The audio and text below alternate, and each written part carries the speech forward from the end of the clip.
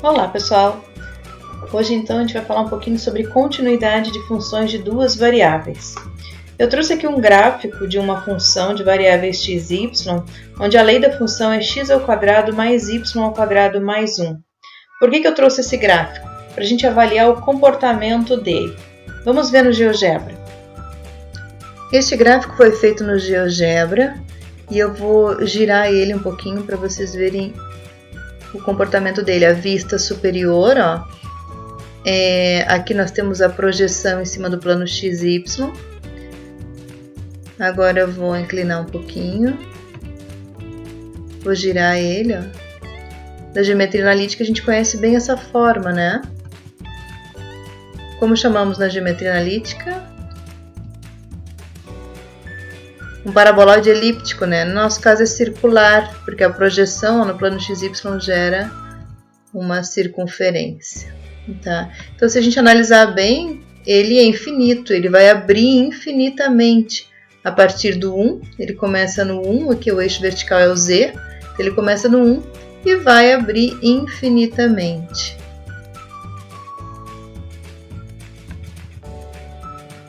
Então, a grosso modo, podemos dizer que não temos buracos no nosso gráfico. O que significa dizer isso? Que para todo ponto do plano XY, né, o plano XY é esse que está achurado aqui embaixo, que para todo ponto deste plano vai existir um ponto correspondente lá no gráfico, por sua vez uma imagem correspondente. Então, a imagem vai de 1 a mais infinito, e o domínio dessa função é todo o R2, tá? O que significa dizer, então, que a nossa função ela é contínua em todo o R2. Então, vejamos, essa aqui ela é uma função que parte do R2 e que chega nos reais, tá?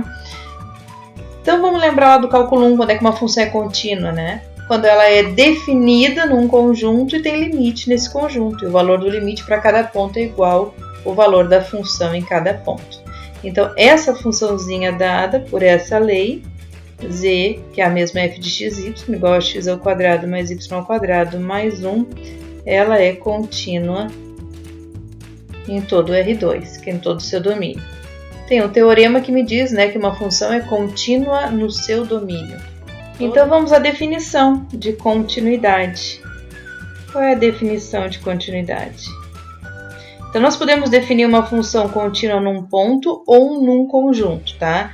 Então, nós vamos definir primeiro uma função contínua num ponto. As condições para a continuidade da função num ponto são as mesmas que a gente estuda lá no cálculo 1. Então, primeiro, a nossa função tem que estar definida no ponto. A função tem que estar definida no ponto em que a gente está analisando. Segundo, tem que existir o limite da função no ponto em que a gente está analisando. E por último, a função definida no ponto deve ter o mesmo valor do limite quando um xy tende para o ponto em questão. Tá? Então, essas três condições, na verdade, nós podemos resumir em uma única. Tem que existir o limite da função no ponto e esse limite tem que ser igual ao valor da função no ponto. Aí dizemos que a nossa função é contínua num ponto x0, y0. Então, resumimos assim. Então, a função é contínua num ponto se existe o limite dela naquele ponto e esse limite tem que ser igual ao valor da função naquele ponto. Então, pode ser que precisemos analisar se a função é contínua num conjunto do domínio. Então, se ela for contínua num conjunto do domínio, a análise é um pouquinho mais genérica e escrevemos assim. A função será contínua num conjunto x se ela for contínua em todos os pontos desse conjunto. Então, a análise da continuidade se resume em analisar se a função está definida no ponto e se a função tem limite no ponto. E se ambos os resultados coincidirem, assim garantimos a continuidade no ponto. E se isso for verdade para um determinado número de pontos, então a nossa função é contínua no conjunto que contém todos esses pontos. Como um conjunto é formado por infinitos pontos, não dá para a gente analisar ponto por ponto. Então a gente vai usar do teorema que diz que toda função é contínua no seu domínio de definição. Feito. Analisemos agora estes outros dois gráficos. O primeiro gráfico. O primeiro gráfico é da função 3 dividido por x² mais y². Analisem, então, os gráficos que foram feitos no GeoGebra. A primeira imagem da função f de x e y, dá para a gente ver que quando nos aproximamos da origem, porque a origem, se tu olhar para a lei de definição da função, né, a origem é o nosso único ponto problema, porque daria uma divisão por zero. Então, nós não temos o limite da função. Quando tu substituir o ponto 0, 0 na lei da função, nós teremos uma divisão por zero que vai para infinito. Vejamos. Substitui o 0, 0 nessa lei aí e nós teremos uma divisão do tipo 3 sobre 0. Um zero positivo, né? Porque está tendendo para zero e está elevando ao quadrado, somando um zero que nós chamamos de zero positivo.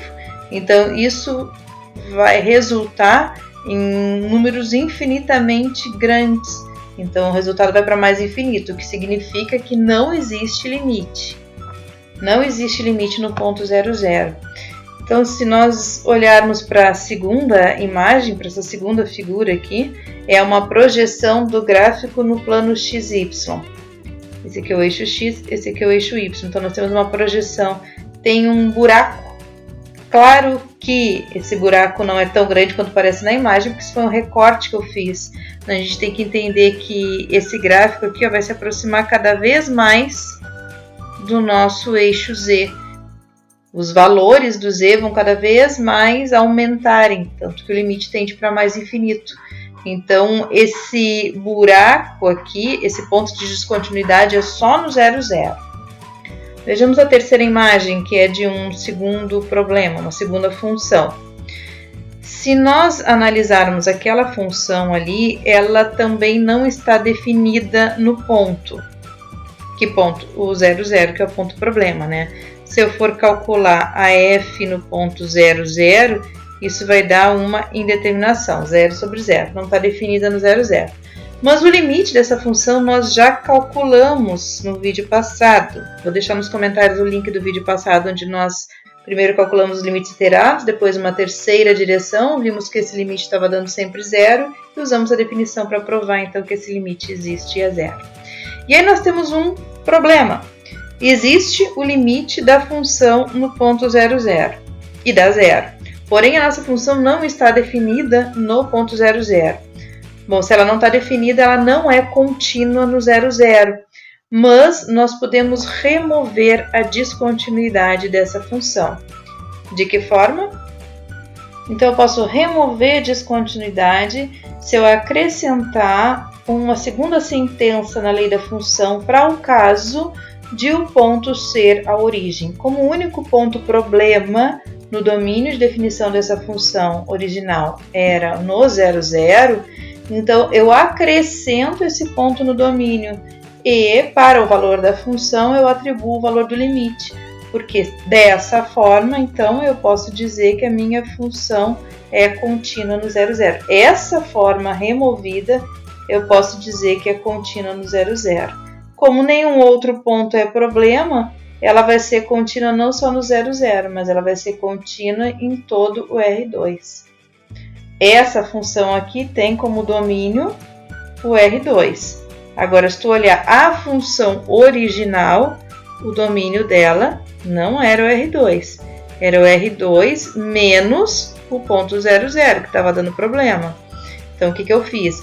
Eu removi a descontinuidade acrescentando esse ponto no domínio e informando que nesse ponto o valor da função é o mesmo valor limite. Certo?